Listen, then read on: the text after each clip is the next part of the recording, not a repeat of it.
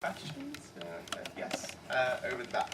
I'm going to take them one at a time, and once you've had a response, try not to retort and turn it into a debate. I can always circle back to you. So yes, gentleman over the back. Thank you, thanks, Chair. First of all, thank you to both speakers for really informative and really interesting presentations. One which seemed extremely positive in terms of what was going on in Cuba, compared to the events which, Joseph, you were talking about in terms of Greece, and particularly with the trade unions there.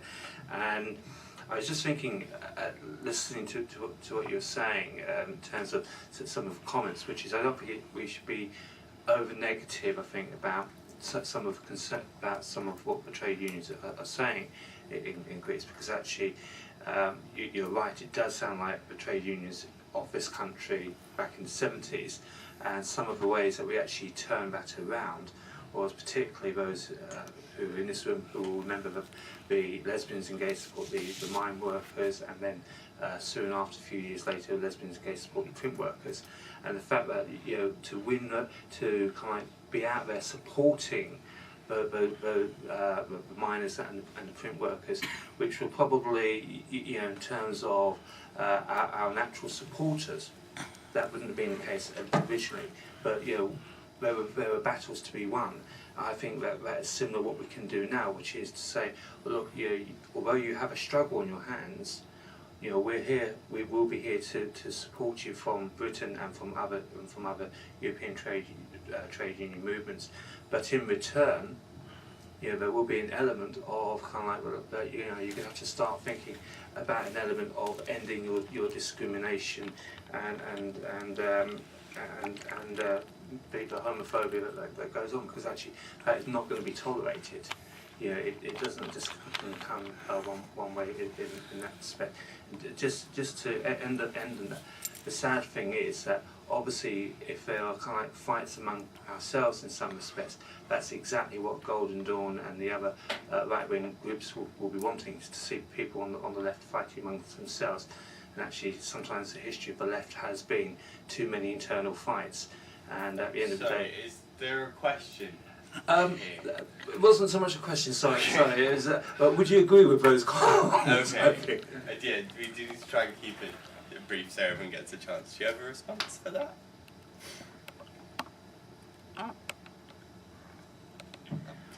I agree, Alan, with the points you're making, and I think these are some of the things I said in the interview with the Greek newspaper. And I think the journalist who interviewed me was making the point. He's a gay journalist. Was making the point that he doesn't feel the trade unions are responsive to the LGBT community, and the organiser of the Pride, as I said, was saying the same thing. I think the problem at the moment is, and I haven't spoken much about the health system because we did a number of visits, but it was interesting for me that even when we went to the Solidarity clinics, which are, there's no primary care health system in Greece whatsoever, and now the hospitals are turning away people who don't have insurance. So there are nearly 2 million people with no access to medical care whatsoever. They can't even get an aspirin. So you have these Solidarity clinics, which are set up by an organisation called Solidarity for All, which is closely linked to Syriza, although it's technically independent. And what they have is doctors and dentists and nurses and so on, providing pharmacists providing services for free. Now, what I found interesting was, I think the work they're doing is fantastic, and that was the very positive side of the visit, to see how people are actually organising and fighting against this. But it was interesting that in both of the clinics that I visited, when I raised the question about HIV, they just said, we have other priorities. That confirms what people like Dimitris Panagoulas are saying, is that the discourse, the LGBT discourse or HIV discourse, isn't really there. It's like, our priorities are malnutrition. It's so bad now that pregnant women are being turned away from hospitals and told if they can't pay, they can't access the hospitals. That's how bad it is. And so there's this hierarchy, if you like, of needs. But the danger with that is that the LGBT aspect is excluded. And I think that's where I agree with you that the international aspect is important, and by even things like sending messages or sending delegations to Pride and various other things, and trying to influence the unions and so on in that way. And I think maybe the European TUC, for example, has a role to play in this. Thank you. Hi, can you hear me? Yeah. Okay. I also have 5 extremely severe learning disabilities that affect my speech, so you might have to bear with me. Thank you both for having this event, and thanks for your 2 guest speakers. I guess my question, I do have a question, is basically, I guess, 2 in 1 for the man who poured on Greece. My issue is, you pointed out, that it's not great for LGBTs there, which is an understatement.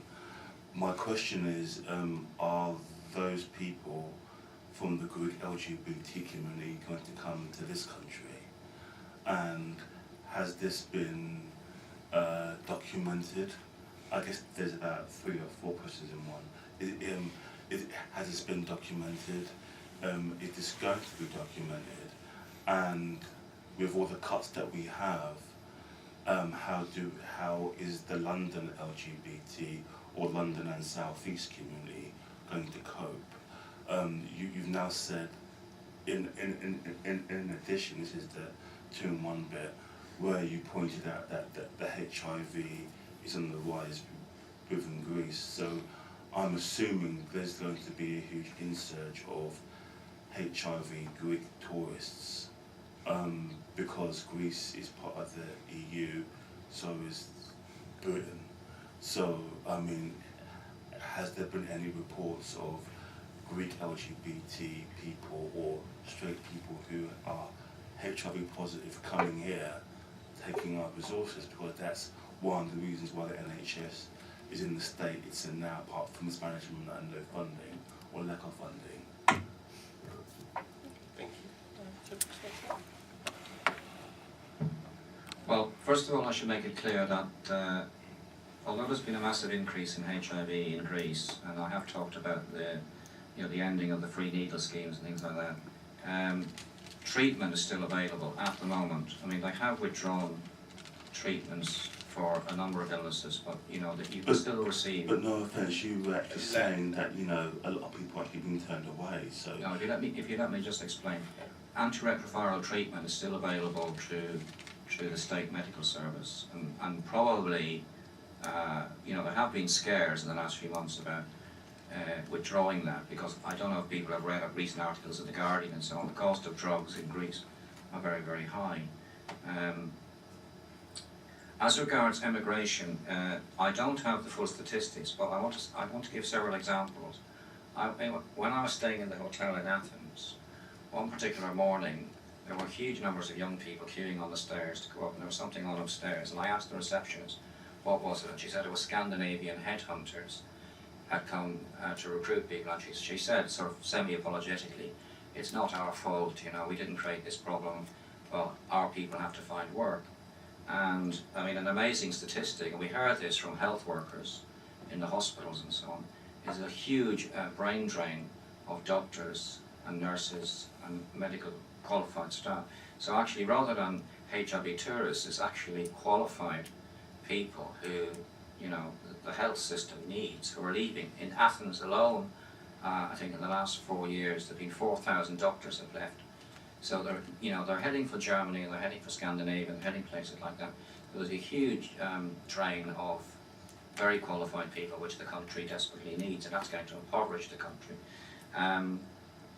I think, yes, there probably are a lot of LGBT. I mean, there are in general LGBT people coming to London, young LGBT people from the various, what we used to call the PIGS countries, Portugal, Ireland, Italy, Greece and Spain. I mean, I came here in the 80s from Ireland, and I know a lot of Irish people are still coming, and a lot of Spanish people and so on.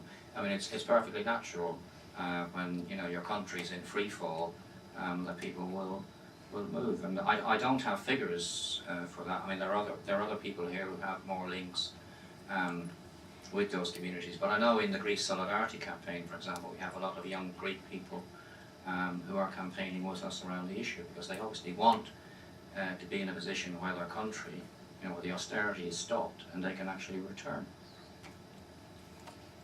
Do we take another question? I just want to mention, like, about Cuba. I read the Morning Star. I'm a shareholder of it, actually, and it was an article about Cuba, a trader who was trading in Cuban cigars, Havana cigars, and there's an American act. The Senate had passed an act, and it hadn't been amended, and anybody trading in Cuban cigars is penalised by being unable to trade with America. And it seems like Cuba is victimised for trying to build a better society, and it's even being barred from importing grain and things like that from America. And nothing is done apart from Cuban Solidarity campaign. Nothing is done really in the West to abolish that. And I don't know what Russia had some bases at the base there at one time, but I think they withdrew it. But they used to trade with Cuba and supply some grain to them. But they badly need grain and things like that, and because they can't produce everything to feed their population. And I believe that there are people living below the poverty line there, according to the press. I don't think we're told about everything that's going on. But it's shocking the way that we should have free trade in the world. Like, it's supposed to free the world. The West talks about freedom and all that, and yet they're doing things like that to a small country like Cuba. And if it wasn't for the group of countries around it giving it some support, I think they'd be right on their knees. But them cigars are very popular amongst people, that they like the cigars, especially Christmas time. Thank you. I'm going to move straight on. I'll take Could I ask a question about Cuba? Did you know if there's any LGBT organisations that are actually recognised by the government? Because I was there in '95, and I met, there was a group, I think they were called something like Galley's Group Action Liberation for Equality and Sexuality or something. And they feature, there was a documentary made in about 1995 by Queers for Cuba in America and some Cubans, and they feature in that documentary. But I think I heard they were having a lot of trouble getting official recognition. I think like the government didn't want to recognise any sort of LGBT autonomous groups, and I think they folded shortly afterwards, but I don't know what the situation is now. As far as I know, there's only the sort of the National Centre for Sexual Education. I think there was an attempt. To hold a sort of autonomous organisation held a Pride event, but I don't think it's officially authorised by the state.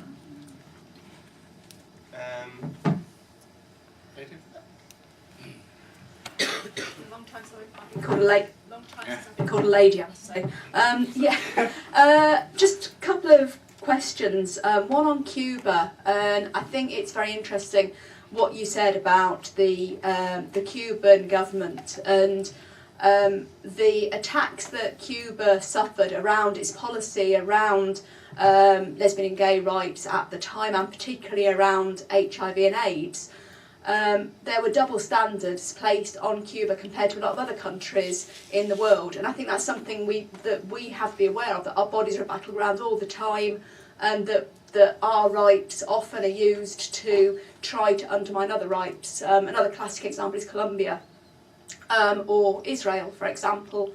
If anyone's interested about Israel, we've got a Palestinian LGBTQ woman coming over on the 6th of July, so I've got some leaflets if anyone wants to get any information. And the second comment is around the issue around that Joseph was raising about sort of defending our rights because we're all interconnected. And I just wanted to make a comment. I do hope this is taken in the manner that which I intend to make it, but I do think one of the real strengths of the union movement and the LGBT community has been, well, you know, the progressive elements within the LGBT community has been to try and reflect our diversity and our strength. And I do think it is important to have panels that reflect that as well. I was actually quite surprised, you know, and this is, I think both the speeches were excellent. It's not an attack on the speeches, but I do think that for us going forward, we need to make sure that our panels are representative. Okay.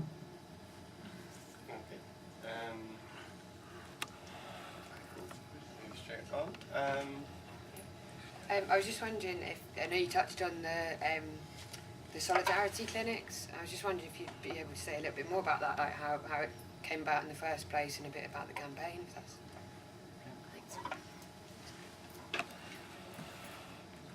Thanks. Well, as I said, the system in Greece up until recently was that everybody went to the hospital. There's no such thing as a GP or a primary care system, and the state hospitals, there were private hospitals, but most people went to the state hospital. And if you were in employment, you paid an insurance scheme. Most people were covered by that. The problem now is that with the increasing unemployment, out of a population of 10 million, nearly 2 million are now without insurance. And the other problem is that even for those who are insured, insurance companies are refusing to pay for more and more things, more and more drugs, for example. So the solidarity clinics, they haven't been going that long, only about a year, a little over a year. I have some interesting stats actually about one of them. We went to see one which is Ellenikon, which is, ironically enough, it's based on a former US Air Force base outside Athens. And they gave some amazing statistics. You know, they opened in December 2011. And from December 2011 to August 2012, they had 4,000 patients. But in this year, from January to April, they had 8,631 patients. So it shows you, the huge increase because people cannot access medication or anything. What they have is an amazing system where people bring in drugs. So, for example, if somebody has died of cancer, and the only treatment that a lot of people with chronic illnesses can get is through these clinics. So somebody has died, their partner or family member bring in the drugs and they deposit it in a box. And we saw this box. And then volunteers sort out the drugs, and they have a massive store in there with all these drugs, past their sell-by date or whatever. And the doctor running the clinic showed us one very small packet of drugs, which is for chemotherapy, for people recovering from chemotherapy. And this would cost in the Greek market 1,300 and something euros. Now we were meeting nurses in the public hospitals whose salaries are 400 euros a month. That's approximately £90 a week. So when you look at the price of drugs compared to the salary, and then for people who have no insurance whatsoever, it's just impossible. So what they're achieving is, it's remarkable, and it's the only access. It is touch and go because sometimes obviously they don't have the required medication and people have to be sent away. But the other amazing thing about this clinic is that they have no money whatsoever. They don't exchange money in any shape or form because they believe that there's always the danger of corruption. They don't want that to be present at all. So everything is done on a non-cash basis. But it is quite inspirational, and it is the beginning, I think, of a new possible, health system. And it's ironic that they're looking to the NHS, they're looking to the UK as a model. I said, well, for what the future Greek health system should be. But the current government, there's no way the current government are going to support anything like that. So we can only hope that the trade unions and so on and change of government are going to bring about something different. Okay, I'm just going to take one or two more. So we'll go for you, and then in red. Yeah, I'm actually a member of Unite community, but I also do some work for the NUT in Cambridgeshire where I work, and one of the things that Joseph mentioned was a head teacher being very unsupportive towards one of his pupils that was coming out. There was a similar incident which happened in a school, a secondary school, a 12-year-old that the teacher involved got involved with asked the NUT secretary locally to actually help out, because the head teacher was being quite homophobic towards this boy who was coming out as LGBT. And I also, it's sort of a question about what you think that there needs to be quite, I mean, the situation in Greece sounds very bad, but also I think there's in the education sector there is a lack of training for teachers for pupils that may be LGBT when they're coming out. The family were very supportive, and the teacher, who was a member of the NUT, was very supportive, but the head teacher was not very supportive.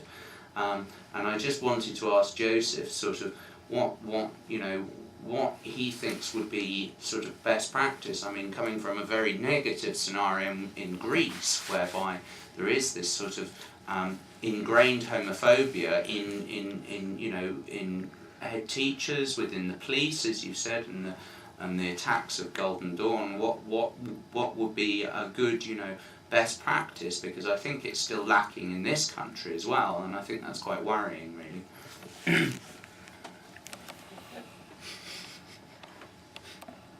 Well, first let me say I don't work in the education field, so I'm not an expert. Interestingly enough, the next delegation that's going, I don't know when it is going, but the next delegation to Greece is going to concentrate on education. So there will be people going from the NUT, and so I'm sure they will be visiting education establishments and will be trying to work with trade unions there and so on. The problem, as I said at the beginning, is that the awareness, and again this is what the people said to us at the meeting, the discourse isn't there. It's LGBT issues are way, and even more now down the agenda. It's a sort of bread and butter situation. That's the problem, and of course the unions, despite what Alan said, the unions are going to be working on the bread and butter issues first, and the problem then is that the equality issues come a long way behind that. So I think it's, I hear lots of reports about what's happening in this country in terms of bullying at schools and so on, which seems to be in epidemic proportions. And then if you shift that problem to Greece, which is probably about 30 years behind us in terms of LGBT awareness, it's a lot more difficult. And if you go outside Athens, it's even more difficult when you have no LGBT structures whatsoever. This is why the advice line is very important, and one of the things that the LGBT group said was this, this was a very important issue for them, because a lot of people in these schools and so on in Greece, especially in the smaller towns, they need access to services like that. But I can't give you a total solution. Thank you. So last question. They keep holding it. Yeah. Okay, thanks, Chair. This question is to Gavin. And Gavin, you can only really report what you've seen on your trip to into Cuba, and people you've spoken to, what you've read. I was just surprised. It was a very positive report, but I was just surprised in the sense that. I was over in Cuba about 4 years ago on a delegation, and we met with the Cuban TUC, and one of our concerns at the time was the way the LGBT community was being treated and the response of the trade unions. And when we questioned the representative from the CTUC, I didn't feel we got a positive result. So why I clearly welcome your report, and it was a very positive report. I was just a bit surprised that in just 4 years, where I came away from there feeling a bit negative, the amount, the advancement that's taken place in 4 years. So I'm not sure if that's a question or an observation. I take what you're saying, and I understand that Mariela Castro has come out and said In regards to the Ministry of Health and the Ministry of Higher Education, they're very on board. And the Ministry of Higher Education said that last year there was workshops in every university in Cuba tackling sort of homophobia and that. But they reckon, she was saying that the Ministry of Education, there's been little take-up, and there's also an issue with the trade unions, as he was saying, where discrimination issues are not being taken up in the workplaces as seriously. But what I would say from my own experience there, and sort of being part of the community, or living in that community, and had the opportunity to, because the delegation was, we had 2 nights at the end with, we didn't have a plane. The plane times didn't work with the delegation, so we had 2 days on the end where we had free time. So me and a gentleman friend ended up staying in Havana, and we ended up renting an apartment. And I went around into this apartment and told the woman that I was staying with my amigo. And by the time I'd gone back and brought him back, she put out LGBT calendars and sort of like decorated the room. So you know, there is a sort of that it was quite endearing. It was quite sweet. So there is a sort of growing acceptance, and and when I look at sort of it's surprising how quickly people's opinions on homosexuality and LGBT issues changes. Because if you look at in America, where Bush was standing on a platform 8 years ago that was like anti gay marriage, and how in America, and how